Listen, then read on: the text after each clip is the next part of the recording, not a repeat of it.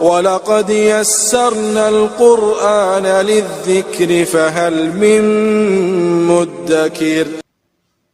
آج انشاءاللہ تعالی ہم سورۃ المائدہ کی آیت نمبر 81-82 پڑھتے ہیں اور اس کو سمجھنے کی کوشش کرتے ہیں۔ اعوذ باللہ من الشیطان الرجیم، بسم اللہ الرحمن الرحیم۔ وَلَوْ كَانُوا يُؤْمِنُونَ بِاللَّهِ وَالنَّبِيِّ وَمَا أُنزِلَ إِلَيْهِ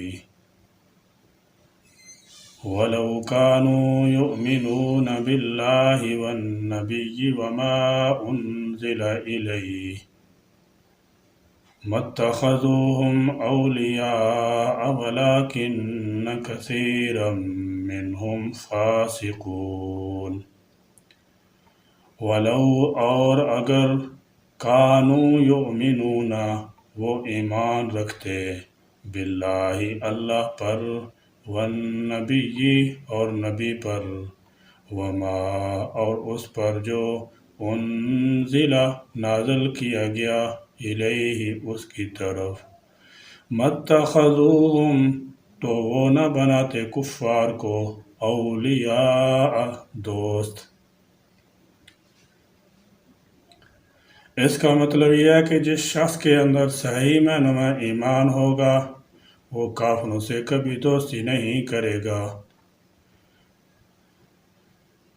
وَلَكِنَّ اور لیکن کثیراً زیادہ لوگ، منہم ان میں سے، فاسقون نافرمان ہیں۔ فرمایا اگر یہ صحیح طریقے سے اللہ تعالی جل شانہ پر ایمان لاتے اور نبی آخر الزمان صلی اللہ تعالی علیہ وسلم پر بھی ایمان لاتے، کیونکہ اس کے بعد کوئی نبی اور کوئی نیا پروگرام نہیں آئے گا، اور پھر اس چیز پر بھی ایمان لاتے، وما انزل الیہ جو اس نبی کی طرف سے، وما انزل الیہ جو اس نبی کی طرف نازل کی گئی ہے، مَتَّخَذُوهُمْ اولیاء تو ان کافروں کو دوست نہ بناتے۔ ایک سچا مومن ایمان والوں کو چھوڑ کر کافروں کے ساتھ دوستانہ نہیں رکھ سکتا۔ فرمایا وَلَكِنَّ كَثِيرًا مِّنْهُمْ فَاسِقُونَ حقیقت یہ ہے کہ اہل کتاب کی اکثریت فاسق ہیں، نافرمان ہیں۔ ان میں سے بہت کم لوگ باصلاحیت ہیں جو ایمان کو قبول کرتے ہیں، وگرنہ اکثریت نافرمانوں کی ہے۔ حضور نبی کریم صلی اللہ تعالی علیہ وسلم کے زمانہ میں مدینہ کے گرد و نواح میں 10 بڑے یہودی عالم تھے۔ ایک موقع پر حضور کریم صلی اللہ تعالی علیہ وسلم نے فرمایا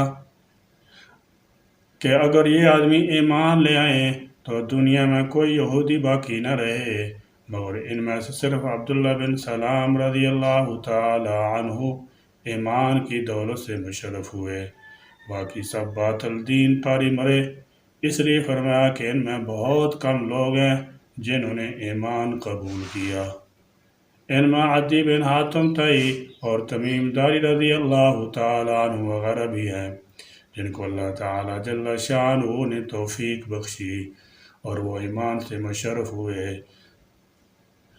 تاہم نصارہ اور یہود کی اکثریت باطل پر قائم رہی، اور 14 صدیاں گزرنے کے باوجود یہ لوگ باطل پر ڈٹے ہوئے ہیں، تو فرمایا ان میں اکثریت نافرمانوں کی ہے، فاسقوں کی ہے، جو حق کی مخالفت کرتے ہیں، جس کا لازمی نتیجہ یہ ہے کہ وہ ابدی طور پر جہنم کے مستحق ٹھہرے ہیں اور اللہ تعالی جل شانہ کی لعنت کے مستحق ٹھہرے ہیں، اور اللہ تعالی جل شانہ کی لعنت کے مستوجب ہیں۔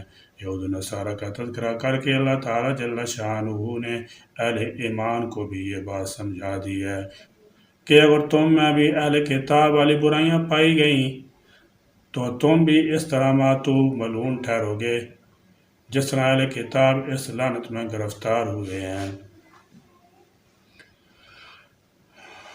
لَتَجِدَنَّ أَشَدَّ النَّاسِ عَدَاوَةً لِلَّذِينَ آمَنُوا الْيَهُودَ وَالَّذِينَ أَشْرَكُوا وَلَتَجِدَنَّ أَقْرَبَهُم مَّوَدَّةً لِّلَّذِينَ آمَنُوا الَّذِينَ قَالُوا إِنَّا نَصَارَىٰ ذَٰلِكَ بِأَنَّ مِنْهُمْ قِسِّيسِينَ وَرُهْبَانًا وَأَنَّهُمْ لَا يَسْتَكْبِرُونَ لَتَجِدَنَّ یقیناً آپ پائیں گے اشد الناس سب لوگوں سے زیادہ عداوتاً دشمنی میں للذین آمنوا اہل ایمان کے لیے الیہود یہودیوں کو والذین اشرکوا اور ان کو جنہوں نے شرک کیا۔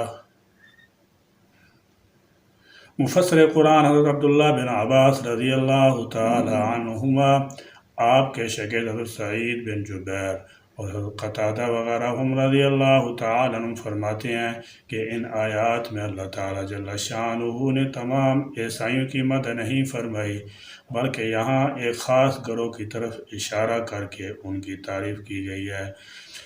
وگرنہ حقیقت یہ ہے کہ بحیثیت مجموعی یہود و نصارہ کی اسلام دشمنی میں کوئی فرق نہیں۔ جس طرح یہودی اسلام کو مٹانے کی ہر ممکن کوشش کرتے ہیں، اسی طرح نصارہ بھی ہر ممکن ہر دور میں اسلام دشمنی میں ایڑی چوٹی کا زور لگایا ہے۔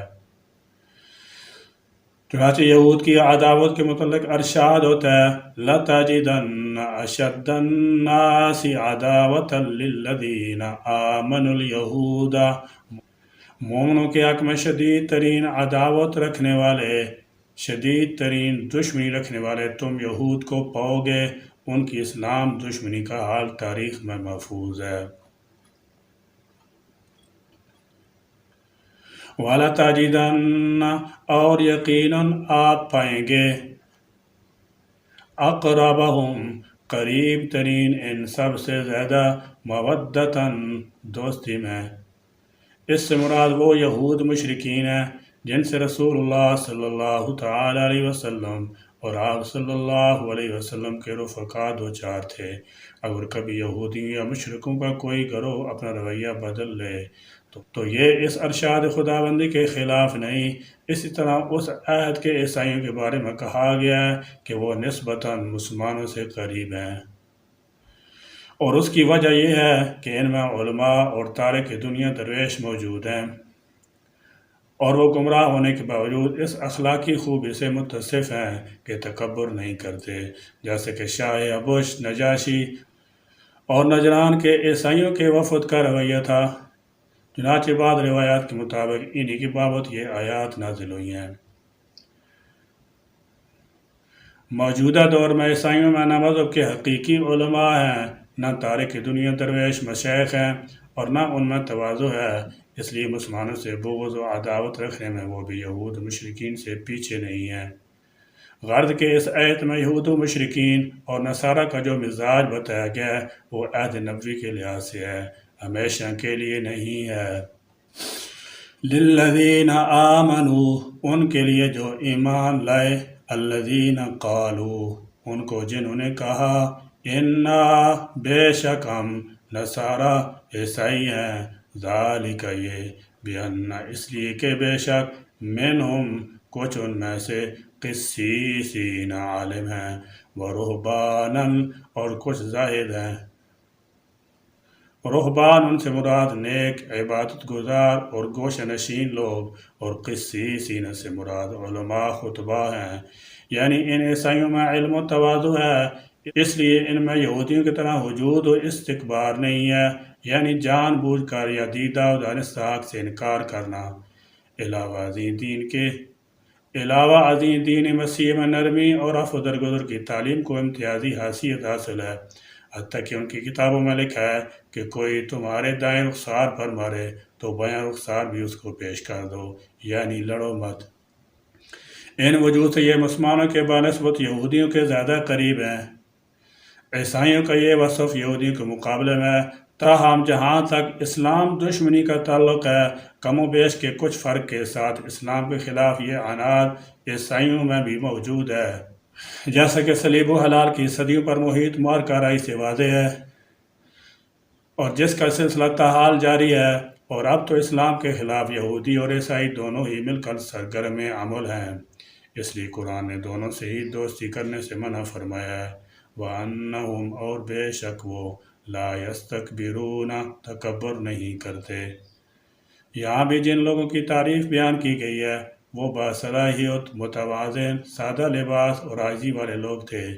ان میں کتب آسمانی کے عالم اور درویش منش لوگ تھے، اور جن نصارہ کی یہاں تعریف کی گئی ہے وہ حبشہ کا وفد تھا۔ تاہم عام عیسائیوں کی اسلام دشمنی یہودیوں سے کسی طرح کم نہیں۔ یہ لوگ بھی ابتدا سے لے کر نزول مسیح تک اسلام کو نقصان پہنچانے کی کوشش کرتے رہے ہیں اور کرتے رہیں گے۔ یہودیوں کے پاس تو اقتدار نہیں تھا، مگر عیسائی ہمیشہ صاحب اقتدار رہے ہیں، لہذا انہوں نے ہر دور میں عظیم عداوت کا مظاہرہ کیا ہے۔ ترکوں نے 400 سال تک عیسائیوں کا مقابلہ کیا۔ جہاں روس بھی عیسائی تھا، اس کے ساتھ بھی مسلمانوں کی ٹکر ہوتی رہی۔ سلطان صلاح الدین ایوبی کے دور میں 200 سال تک عیسائیوں اور مسلمانوں میں جنگیں ہوتی رہیں۔ جب عیسائیوں نے بیت المقدس پر قبضہ کیا تو 40,000 بے گناہ انسانوں کو موت کے گھاٹ اتار دیا، ان میں بچے، بوڑھے اور عورتیں بھی شامل تھیں۔ پھر جب صلاح الدین ایوبی رحمۃ اللہ علیہ نے بیت المقدس پر دوبارہ قبضہ کیا تو کسی عیسائی کو ناحق قتل نہیں کیا گیا۔ یہ بات تاریخ میں محفوظ ہے۔ اس وقت سے لے کر آج تک نصارہ مسلمانوں کے خلاف اپنی پوری قوت استعمال کرتے رہے ہیں۔ لبنان میں فلانگ پارٹی کے لوگ سب عیسائی ہیں جنہوں نے مسلمانوں پر عرصہ حیات تنگ کر رکھا ہے۔ قبرص میں میکاریوس نے 40,000 ترکوں کو ہلاک کیا۔ ادھر فلپائن میں مارکوس نے وہاں کے 50 لاکھ مسلمانوں کو تنگ کر رکھا ہے۔ اور طرح طرح کی مصیبتوں کے پہاڑ توڑے جاتے ہیں، وہاں پر بھی ہزاروں مسلمان عیسائیوں کے ہاتھوں قتل ہو چکے ہیں۔ انگریزوں کی اسلام دشمنی کی پوری تاریخ گواہ ہے، انہوں نے ایک ایک کر کے مسلمانوں کی کتنی حکومتیں ختم کی۔ زاروس کے زمانے میں مسلمانوں کے ساتھ کیا سلوک کیا گیا، وہ بھی عیسائی تھے۔ صلیبی جنگوں کے 200 سالہ دور میں مسلمانوں کو جس طرح تباہ و برباد کیا گیا، وہ عیسائیوں کی صفاقی کی منہ بولتی تصویر ہے۔ امام شاہ ولی اللہ رحمۃ اللہ علیہ اپنی کتاب تفہیمات الہی میں لکھتے ہیں کہ مسیح علیہ السلام کے نزول کا زمانہ جس قدر قریب آتا جائے گا، مسلمانوں پر عیسائیوں کے مظالم بڑھتے جائیں گے۔ یہ اس بات کی دلیل ہوگی کہ نزول مسیح کا زمانہ قریب آ گیا ہے۔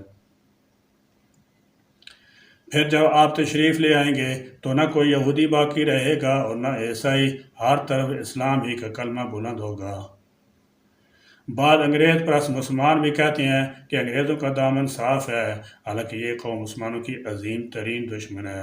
جتنا نقصان اسلام کو اس قوم نے پہنچایا ہے، کسی دوسری قوم سے سرزد نہیں ہوا۔ انگریز نے گزشتہ 4 صدیوں میں مسلمانوں کی تہذیب و ثقافت کو تباہ و برباد کر کے رکھ دیا ہے اور اس کے ساتھ اجتماعیت کو ختم کیا۔ ان سے کئی ممالک چھین لیے گئے اور انہیں غلام بنا لیا گیا۔ امریکہ تو ابھی کل کا بچہ ہے۔ یہ پرانے انگریز ہیں جنہوں نے اسلام دشمنی کا کوئی موقع ہاتھ سے جانے نہیں دیا۔ بہرحال اس آیت کریمہ میں عیسائیوں کی جو تعریف کی گئی ہے وہ حبشہ کے وفد کے ارکان کی ہے، نہ کہ بحیثیت مجموعی عام عیسائیوں کی۔ یا اللہ، وہ اسلام جو صحابہ کرام رضی اللہ تعالی عنہم کی ہر طرح کی جانی مالی قربانیوں سے ہم تک پہنچا، یا اللہ ہمیں اس اسلام کی قدر اور اس پر مر مٹنے والا بنا دے، اور ہمیں دین اسلام کی اور اہل اسلام کی سچی محبت عطا فرما۔ دشمنان اسلام کی، دشمنان دین کی عداوت اور دشمنان اسلام کی چالوں سے ہماری حفاظت فرما۔